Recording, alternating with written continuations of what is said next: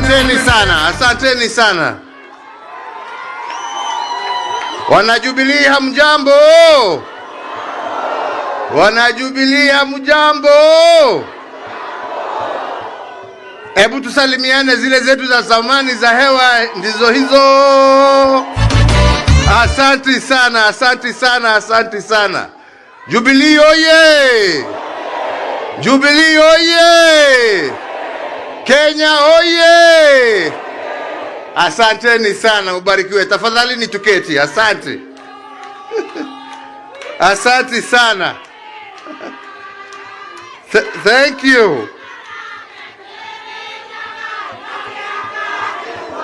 Asante sana, nimewashukuru sana. Thank you, thank you, thank you. Asante.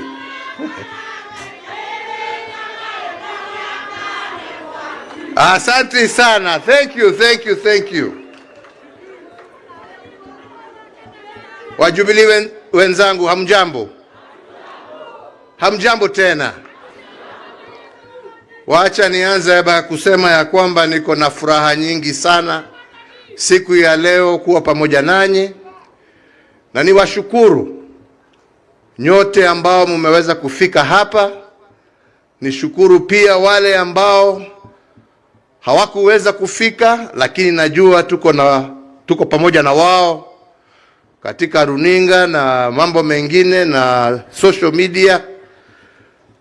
Na niseme naungana na vile ndugu yetu Secretary General amesema. Leo ni siku ya furaha.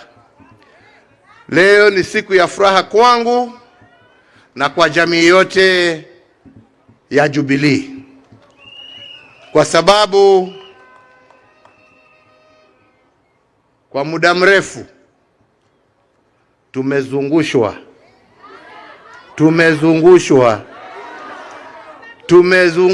na kusumbuliwa. Wachache wamelipwa, wengine wamejiita wakuu, lakini hakuna mkuu kushinda Mwenyezi Mungu, na tumejiona tukiwa hapa. Kwa hivyo tumshukuru Mwenyezi Mungu. Nataka kama MC ameniingilia kidogo, wacha nisome hii yangu kidogo, kwa sababu sitaki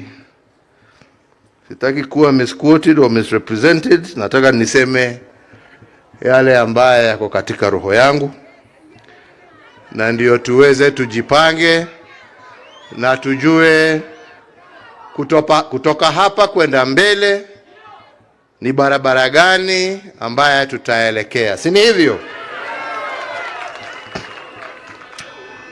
So therefore, party members and my fellow Kenyans, today marks almost 3 years, as the Secretary General has just informed us, since we last gathered here at this very same venue and held our last National Delegates Conference. This is through no fault of my own, but as a direct result of devious machinations by those who wanted to falsely and forcefully take over this party. As we meet today, I wish to take this very early opportunity to thank all those loyal party members, the many lawyers and Kenyans of goodwill who have ensured that once again we are able to meet and restart our journey forward again. Asanteni sana. Politics, as we have seen, is about many things. But one thing that cannot be overridden is that politics is first and foremost about the collective will of the people, exercised either by members of the party, like we are here today, or by the citizens of a democratic nation through the ballot box. So it is my hope that from today we shall see the end of machinations and the start of a democratic process, because it is the people who will decide. Sio watu wachache kujifungia pahali ama watumwe na watu wengine, kwa sababu tunajua hata hawa ni kutumwa, walikuwa wametumwa. Ni wananchi, members wa chama ambao watachukua hatua na decision ya kutueleza mwelekeo wa chama utakuwa mgani, sio watu wachache pahali kidogo huko. So 3 years ago, at the end of a hotly contested general election, and amid an atmosphere of hostility, not only to our party, but to myself, members of my family, and members of my administration. But despite that, I stood at this same venue, ready to begin a process that should have been normal in any mature democracy. A process of rejuvenating our party and infusing it with new leadership, a new crop of leaders inspired by a new generation who would craft our party's future as well as our shared vision for our country. After having handed over the reins of state to a new administration in a peaceful and orderly manner, as you all witnessed, I expected the same for our party. Unfortunately, this was not to be, for reasons as explained. Ladies and gentlemen, I have been in active politics for the greater part of my life, 40 years plus.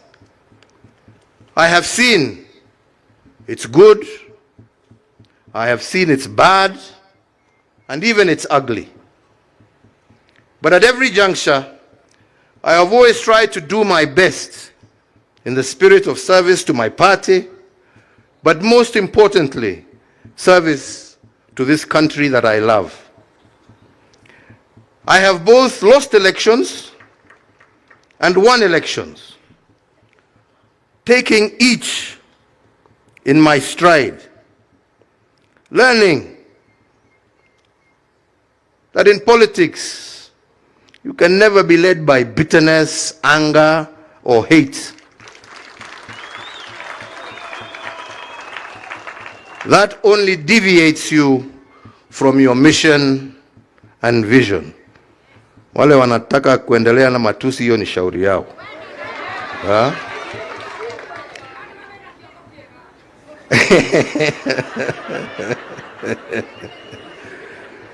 Sisi hatuna chuki na mtu, tunapenda nchi yetu. I have had my fair share of successes as well as challenges. But the truth of the matter is that none of this would have been possible if I myself, at an early age, had not been given the opportunity and support to take up various leadership positions in our country.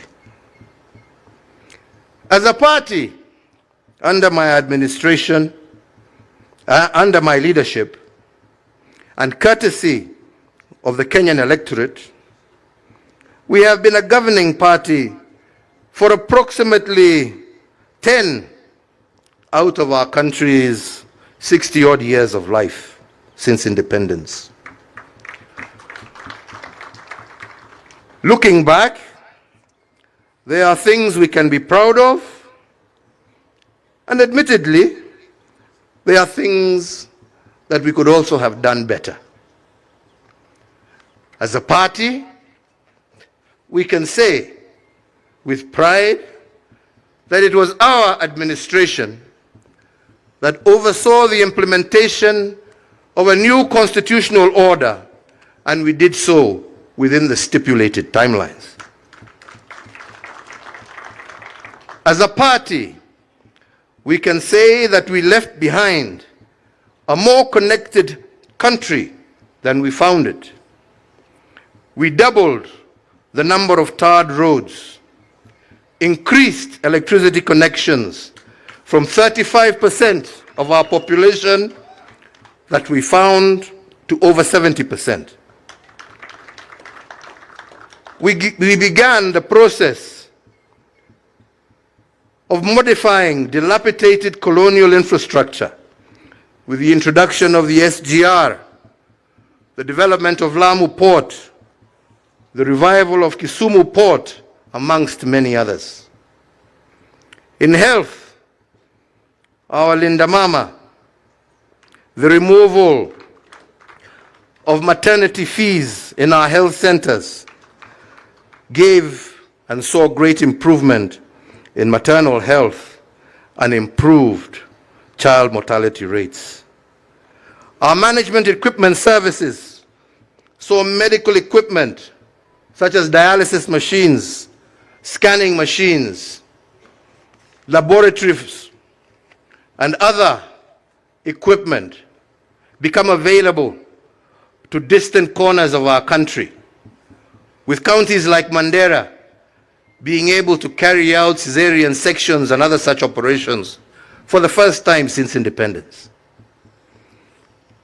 In education, we restored the sanctity of our exams. We maintained the free primary education that we inherited from President Kibaki. We expanded the free day secondary education and reduced the burden of healthcare for our parents with the introduction of EduAfia for our students.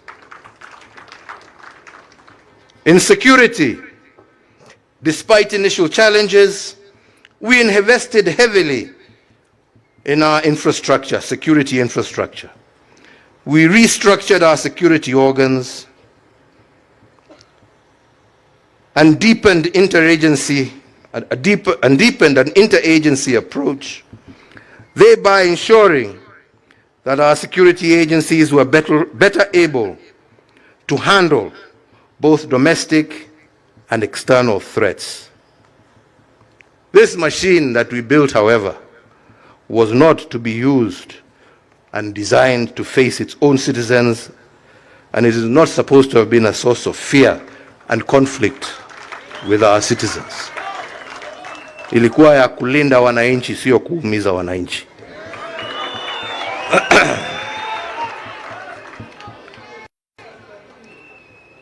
We worked as a party to bring greater cohesion in our social construct, to reduce ethnic tensions and address both social and regional inequalities.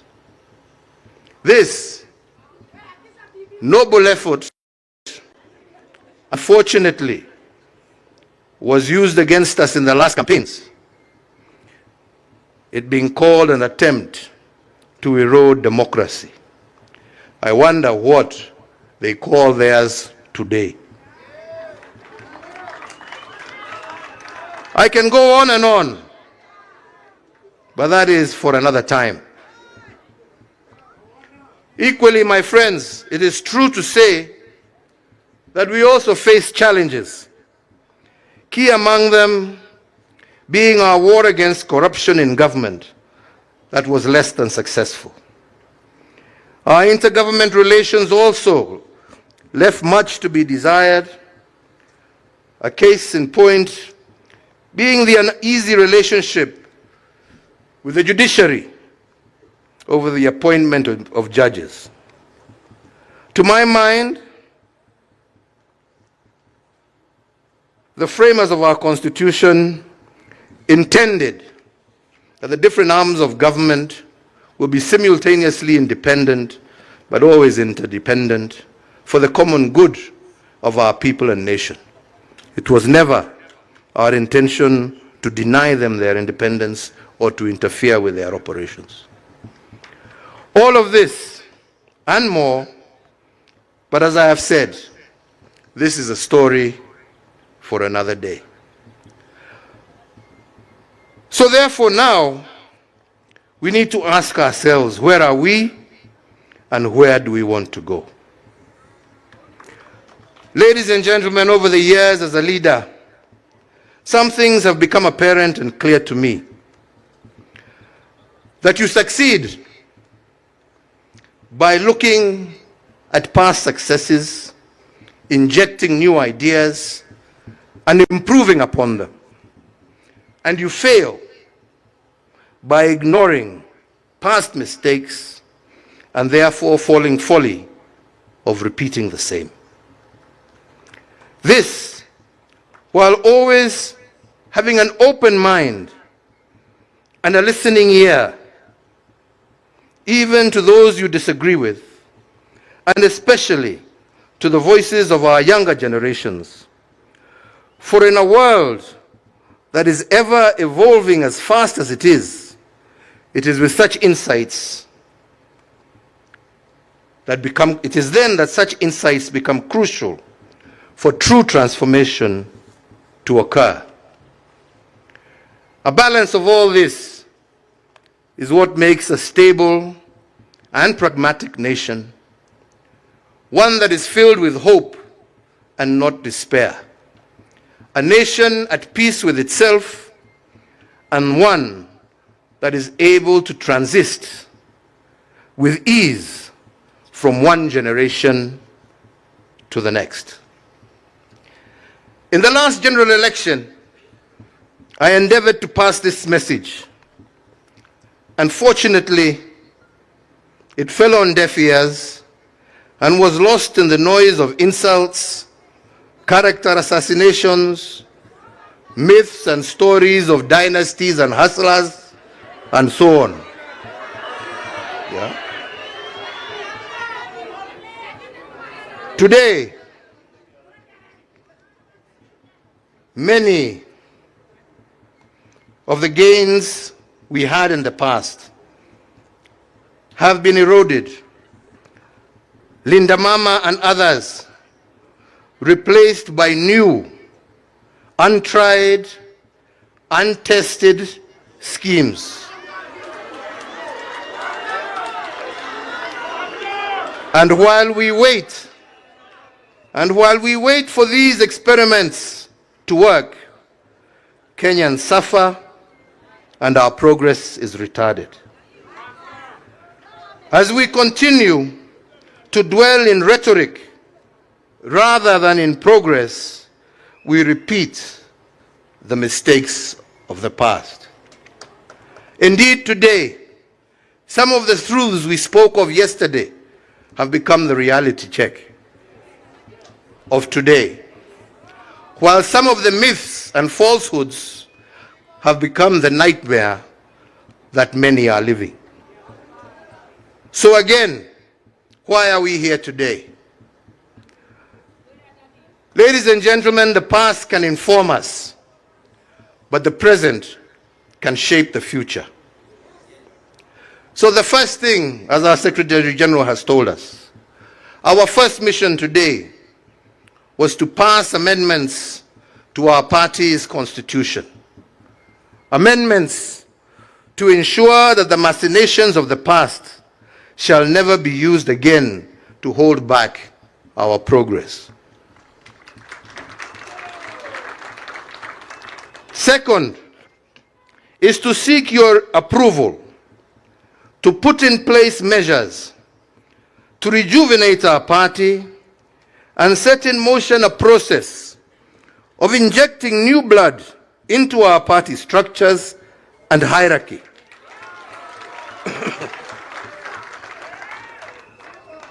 Men and women, especially the young, and when I say the young, I am not just saying young in body. We also want young in mind and spirit.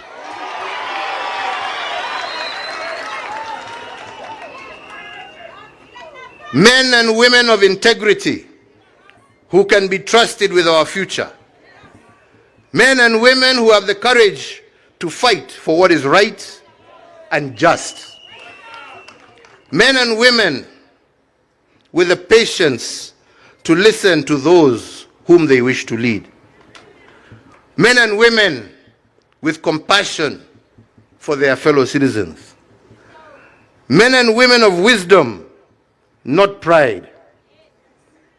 Men and women who know as human beings they can make mistakes, but stand ready to correct them. I have watched quietly the ongoings of the recent past and greatly admired the tribeless, steadfast courage of today's generations.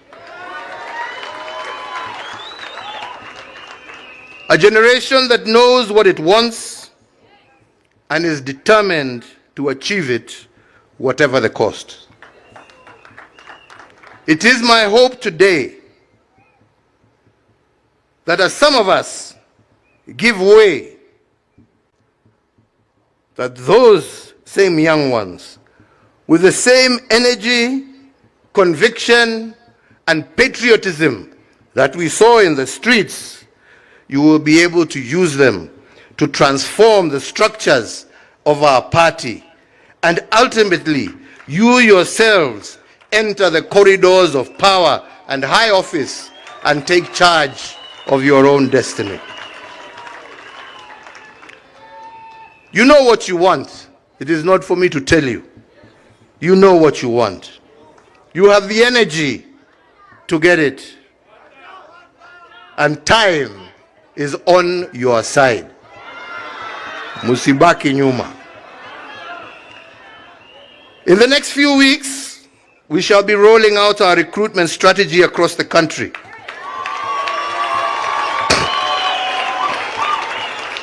Across generations and gender. This in conjunction with other activities aimed at rejuvenating and reinvigorating our party at grassroots level.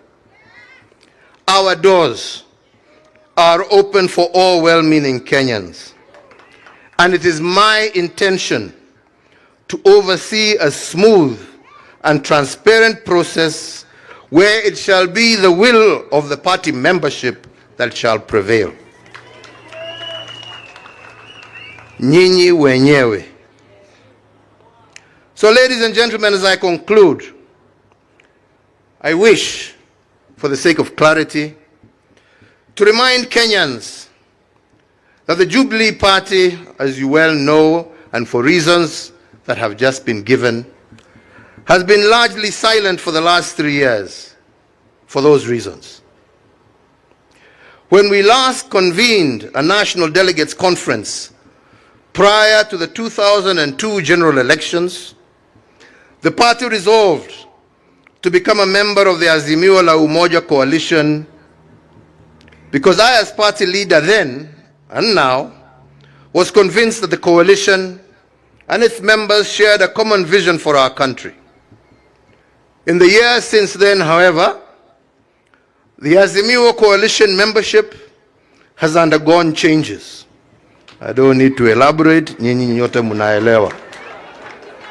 However, notwithstanding these changes, and as we speak today, the party, as per the decision of our organs, remains a member of what is left of this coalition, and any decision on whether to reinvest in it or leave it will be a decision for the party's new leadership to take when the time comes. Lakini sasa tuko pahali tulikuwa. Mimi sio mtu wa kupiga reverse na kona kila siku. But make no mistake when I say that. Like any other political party, we shall be preparing for the next general election, and doing so in earnest. And it remains our firm intention to field the best possible candidates for all elective positions. We shall either do this on our own, or we shall do this in concert with like-minded political movements. It is therefore my hope that a newly energized Jubilee Party will achieve two immediate outcomes. Firstly, to provide a suitable platform for visionary aspiring leaders to offer themselves up in the service of their nation. And secondly, for the citizens of Kenya to be present with a vibrant set of options from which to elect leaders of their choice in accordance with the democratic ideals of our constitutional order and what our national constitution states. Kwa hivyo wenzangu, niliwaambia mimi siku hizi siongeangi mengi, na najaribu saa kukaa on point, sio hapana. Unajua sasa wataenda watanichukua wapindue ingine lakini ya muhimu, chama chetu cha Jubilee kutoka mwanzo lengo letu lilikuwa tujenge chama cha kitaifa, chama ambacho kitaunganisha Wakenya wote, chama ambacho nia yake ni kuona sio sehemu hii ama hii, lakini Kenya yote ikisonga mbele, wananchi wakiwa pamoja na wakipendana kama ndugu na dada.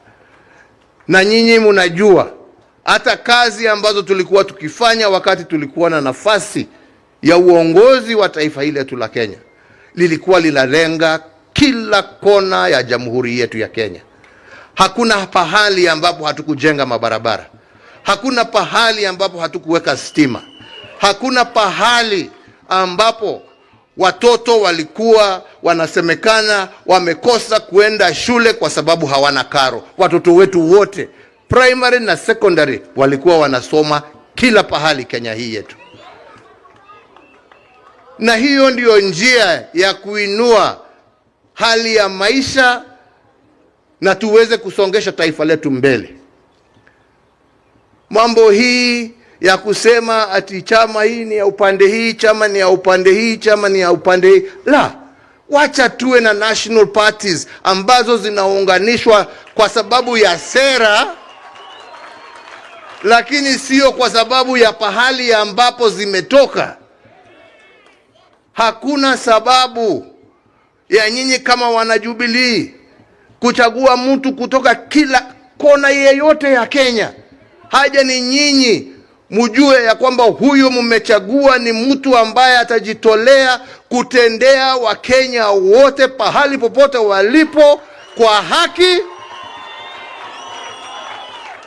bila kupora na bila kutenga mtu yeyote. That is the only thing that is important. Sio mtu ametoka wapi ama umezaliwa wapi. Na ndipo nilikuwa nawaambia hii story, watu walikuwa wanazungusha sijui hasla, sijui huyu ni mtoto wa single mother, si huyu ni mtoto wa dynasty. Mimi najua watoto wangapi wa single mother ambao wamesoma vizuri sana na wameendea lakini kusema ati wewe sababu wewe umezaliwa na single mother, hiyo ndio qualification yako ya kuchaguliwa. Hapana, njoo uambie Wakenya ni nini utawafanyia. Pahali popote umezaliwa, haja ni nini unawafanyia. Anyway, hapana.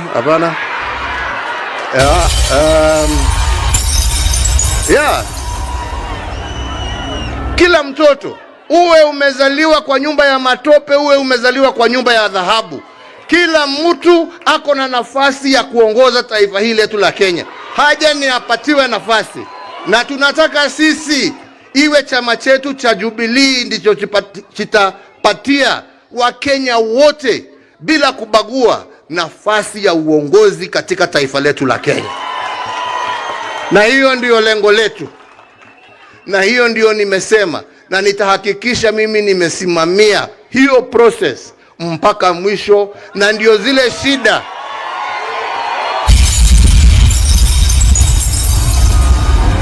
ambazo zilitokea hapo awali, watu kuwa wanauza matikiti na mfuko kulingana na ile pesa wamepewa. Hiyo system imeisha.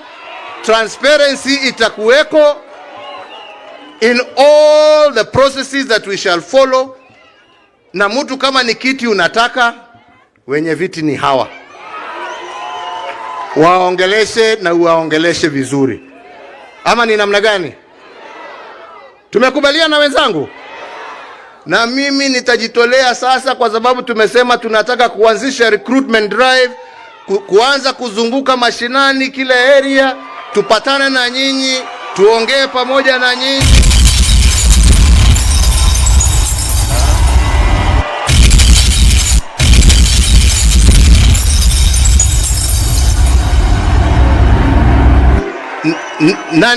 Na ndio pamoja tujue mwelekeo wa kesho. Tumekubaliana wenzangu? Sisi tuwe watu wa amani. Sisi tusiwe watu wa kuchafua na maneno ambaye hayastahili. Sisi tusiwe watu ya matusi. Sisi tuwe watu wa kueneza upendo, amani na maendeleo katika taifa letu la Kenya. Na najua tukiwa hivyo, tukiungana na wengine, Mungu ndio anajua barabara ambayo ametupangia tukielekea huko mbele. Kwa hayo machache na mengi, mimi nasema Mungu awabariki, Mungu awalinde, Mungu alinde chama chetu, Mungu alinde wananchi na nchi yetu ya Kenya. Asanteni sana. Thank you very much.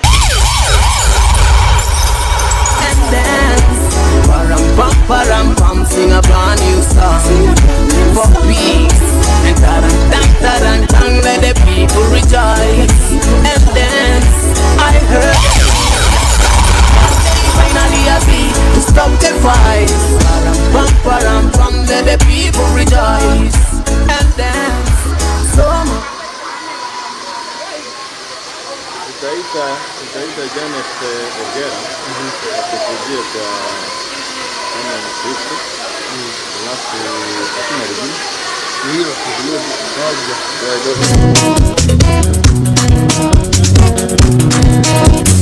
muteo yo mokona mahandiro neawa natotia menyaga ati uri murio itau kiwanjo